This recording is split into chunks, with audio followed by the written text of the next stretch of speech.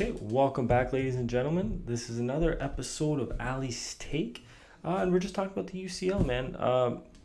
I definitely was thinking about making this video before the UCL and talking about what to expect. But after two games, if you most of the time if teams win two games or lose two games, you can definitely tell what the outcome of the group stages are going to be. I think Napoli, has won two games, beating Liverpool, which is kind of like an upset in my opinion.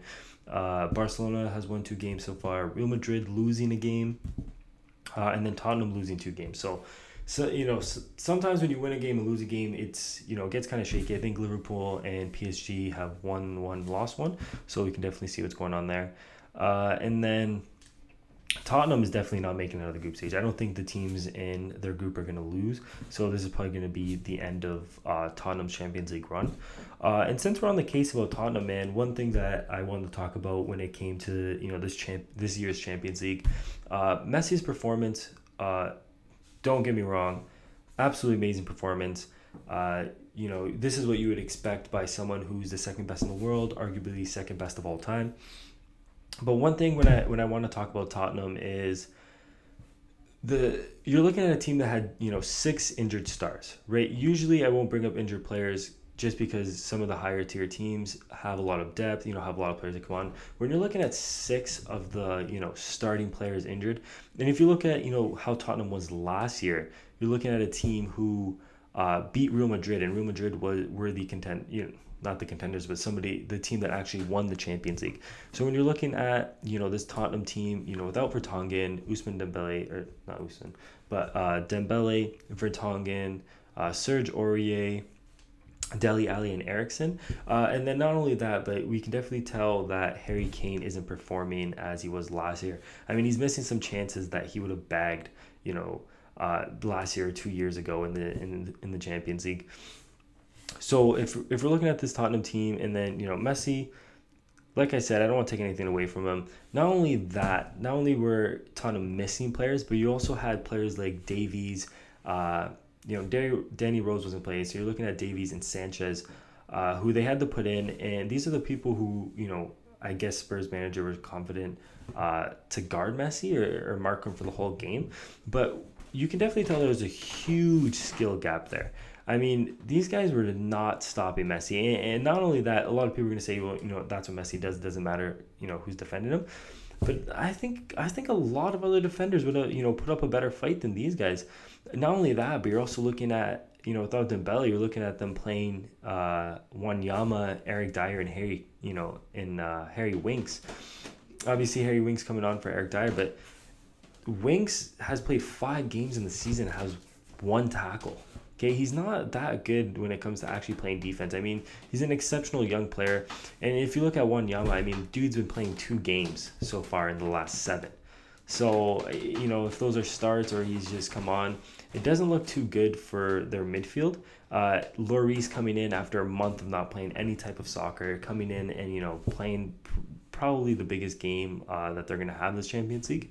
So I'm probably going to be repeating myself. I don't want to take anything away from Messi's performance, but I'm just trying to shine some light on the fact that this is what you would expect against a Tottenham team who's, basically injured and crippled. If it was anything less than what he did, then we'd be looking, I'd be suspicious about what's going on in the year. I mean, Messi took, he's been relaxing over the weekend, starting off on the bench when it came to most of his games. You can definitely tell that Barcelona does not really care about some of the cups coming up and, the league itself. The competition in La Liga doesn't look as it was last year. Atletico Madrid being pretty shaky, and then also Real Madrid with, losing Ronaldo, and then some injuries going on in their defense.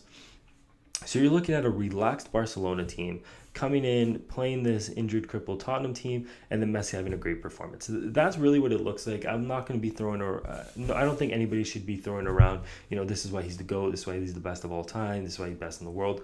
I mean, this is what you would expect. I can't say anything about Ronaldo's performance in, Champions League.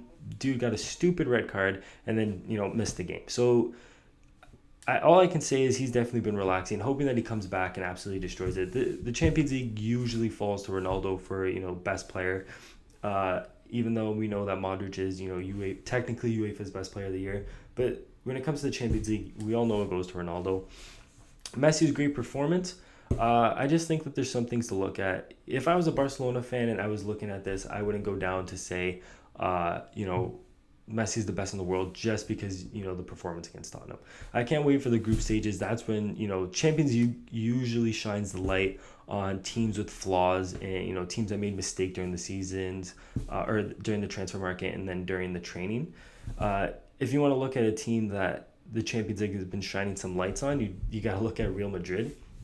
I mean, having the worst run that they've had in 11 years now, not scoring any goals, literally the total opposite of what Barcelona looks right now. And I think every other player besides Keylor Navas has come out and said that they don't need Ronaldo, that they're, after 2-3 games, I'm pretty sure it was, a lot of the players came out and said, yeah, we're looking hot, we're looking fresh. And then now they've went on, I think it was 4 games now that they haven't scored. The last time they went on a scoring or a scoreless streak like this was in 2007, right before, or 2 years before Ronaldo came over.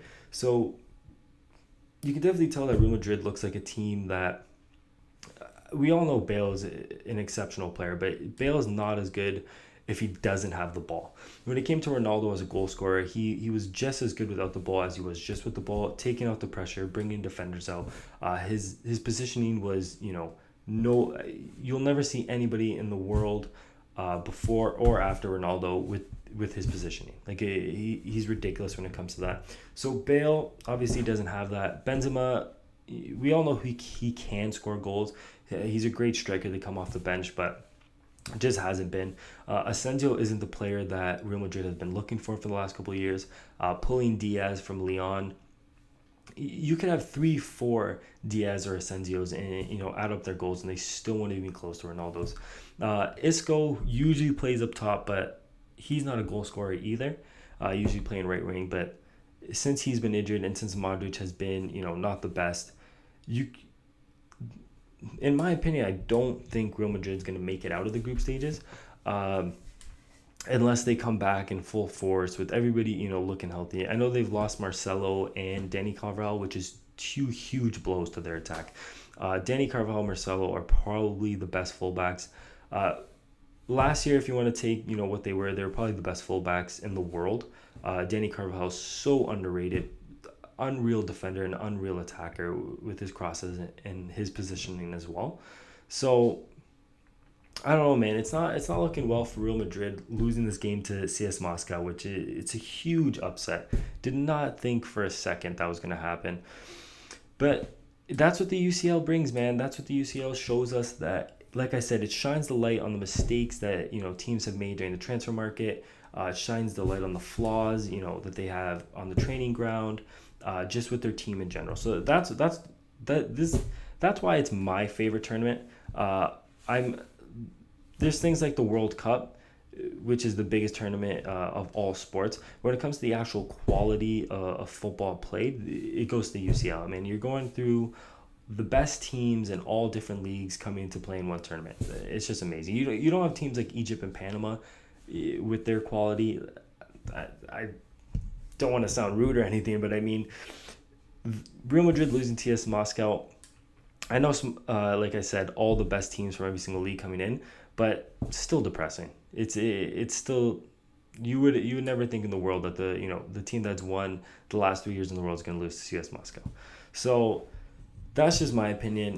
One other upset definitely want to talk about has to be Lyon beating Man City.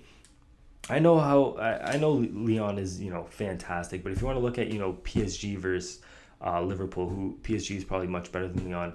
Liverpool beating them, and then everyone coming out and saying, well, you can't just play week in, week out in League One and then come into the Champions League and expect to win and expect the competition to be any different. That's what everybody's making excuses for PSG, instead of saying, players like Neymar who, were not coming back. I don't think anybody wants to give the credit to Liverpool that they deserve. I mean, Robertson absolutely shutting down Mbappe in the first round of games. And then if you want to look at Lyon just coming in and smashing Man City, hopefully it's because, Kevin De Bruyne isn't back yet. Probably probably by the time you guys watch this video, it's going to be a day before the biggest game, Man City versus Liverpool, and hopefully that's when Kevin De Bruyne finally comes back. But you're looking at this Man City team. I think the sole reason why they couldn't beat Lyon is they don't have that attacking minded, center mid like Kevin De Bruyne. I mean, David Silva is amazing. Bernardo Silva is amazing. Mahrez, fantastic. But I mean, when it comes, Kevin De Bruyne outshines all of them. The way he plays is just ridiculous. Definitely should have been on World 11 when it came to the best team in the world from last year. Kevin De Bruyne should have replaced Hazard on there. Just nobody really gives him the credit, and you can definitely tell with this Man City team that they don't look as sharp and they don't look as fresh. Even in the league, I mean, tying Wolves and then beating the way they're playing some teams, it's just they could be doing a lot better if they had a player like Kevin De Bruyne. And if you want to look at, like I said before, it's just the only reason why I think Lyon won had everything to do with Kevin De Bruyne not being there, and the reason why PSG lost Liverpool, and it's because nobody's giving Liverpool the praise that they deserve. I mean, getting their ass handed to them to Liverpool should have been or Napoli should have been 3-0. But when it comes to who I think the contenders are going to be, it definitely falls down to Juve and Liverpool for this Champions League. Every other team, I just don't think cut it. Man City not looking as sharp. I know Kevin De Bruyne is finally coming back, so you might see something different there. Barcelona, they look really good, but I mean, they're playing teams like PSV and Tottenham, who, like I said, are injured and crippled. So when it comes down to the actual contenders, from what I've seen after round 2, it's definitely have to be Juve, who are looking absolutely ridiculous. Dybala getting that hat trick. Showing the world that regardless if they have Ronaldo or not, they're still going to be scoring goals. They're still going to be, the big Italian giants. And then Liverpool, I know getting their ass handed to them, but at the end of the day, I don't see a team that outclasses them. I mean, there's PSG, but they don't look as good, and they don't look as smart as Liverpool is. Liverpool is playing amazing football during the league, during the, UCL. Every single time they're playing, they look fantastic compared to PSG, where you can see some of their flaws. Their defense not the strongest compared to Liverpool's. So when it comes down to it, I think in my opinion, the finals are definitely going to be Liverpool versus Juve. If it's any different, I'll definitely be shocked. If Barcelona make it there, I'll be shocked. If Real Madrid even make it out of the group stage, I'll be shocked. But that's all I got to say, man. If you guys agree with me, if you guys want to talk about any of the games that just happened, make sure you leave, a comment down below or hit me up on my Twitter. And if you like the content, man, just, hook me up with the like and press the subscribe button. Thanks.